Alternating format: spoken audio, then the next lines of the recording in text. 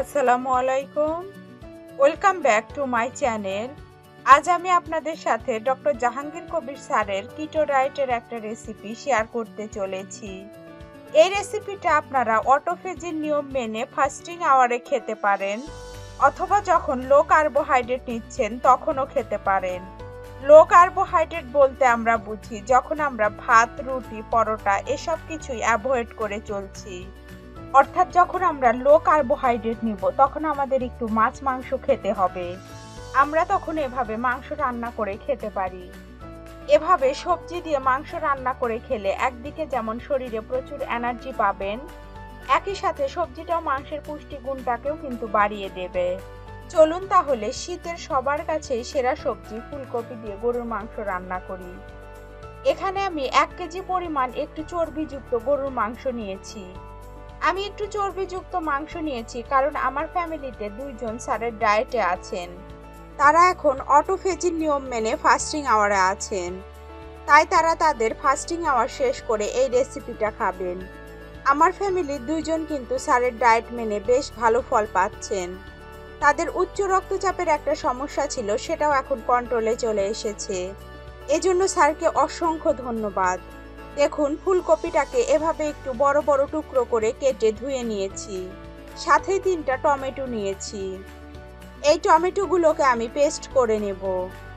এ পর্যায়ে আমি প্যানে সামান্য একটু তেল গরম বসিয়ে দিয়েছি। তেল গরম হয়ে এসেছে, এখন আমি ফুলকপি দিয়ে দিচ্ছি ভেজে নেওয়ার জন্য। এভাবে বারবার উল্টে দিয়ে দিয়ে ফুলকপিগুলোকে ভেজে নিতে হবে।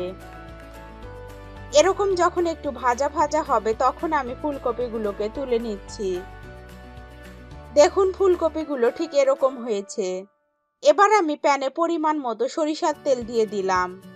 আপনারা সরিষার তেলের পরিবর্তে এক্সট্রা ভার্জিন অলিভ অয়েলও ব্যবহার করতে পারেন।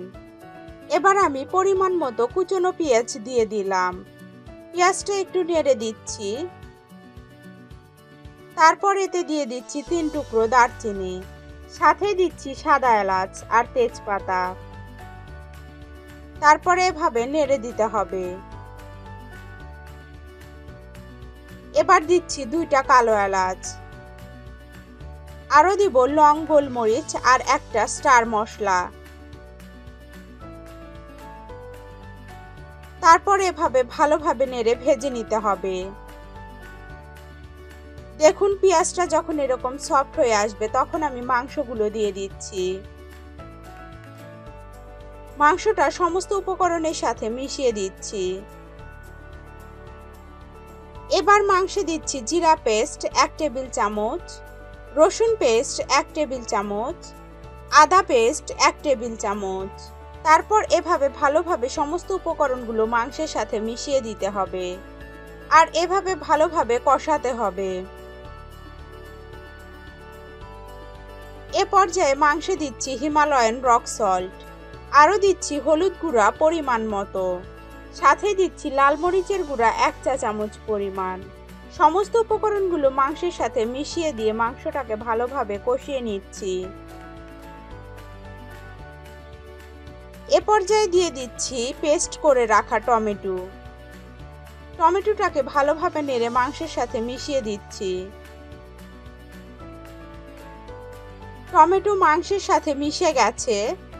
এখন আমি মাংসে দিচ্ছি টালা ধনিয়ার গুঁড়া। তারপর নেড়ে দিয়ে ঢেকে দিয়ে মাংসটাকে কষিয়ে নেব।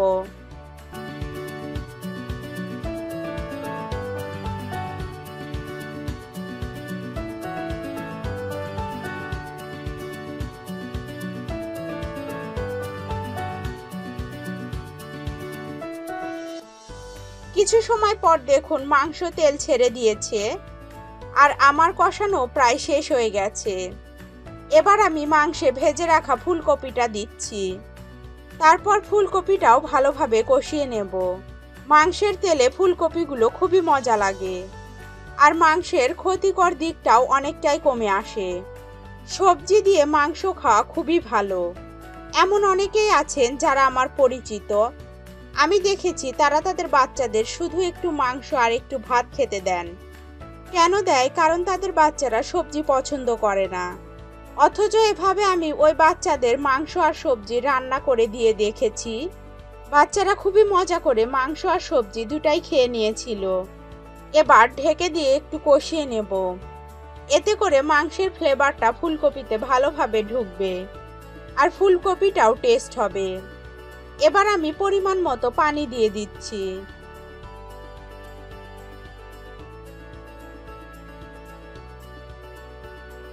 তারপর ঢেকে দিয়ে মাংস সিদ্ধ হওয়া পর্যন্ত রান্না করব।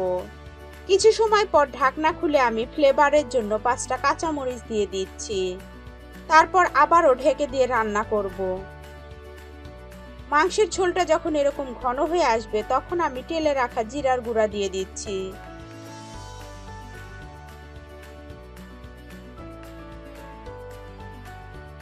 তারপর একটু ঢেকে দিয়ে কিছু সময় রান্না করব। তাহলেই তৈরি হয়ে গেল খুবই মজার ফুলকপি দিয়ে গরুর মাংস রান্না। এই রান্নাটা কিন্তু গরম গরম ভাত, রুটি, পরোটা সবকিছুর সাথে খেতে খুবই মজা লাগে। তবে যারা ডায়েটে আছেন তাদের জন্য এটা তাদের পছন্দসই একটা রেসিপি। আমি আশা করছি এই রেসিপিটা আপনাদের কাছে ভালো লাগবে। রেসিপিটা আপনাদের পছন্দ হলে লাইক, কমেন্টস আর প্রচুর শেয়ার করবেন। আর ডক্টর জাহাঙ্গীর কবির স্যারের এরকম আরো অনেক ডায়েটের রেসিপি আমার চ্যানেলে আছে। আপনাদের যদি এরকম স্বাস্থ্যকর রেসিপির প্রয়োজন হয় তাহলে অবশ্যই আমার চ্যানেলটিকে সাবস্ক্রাইব করবেন।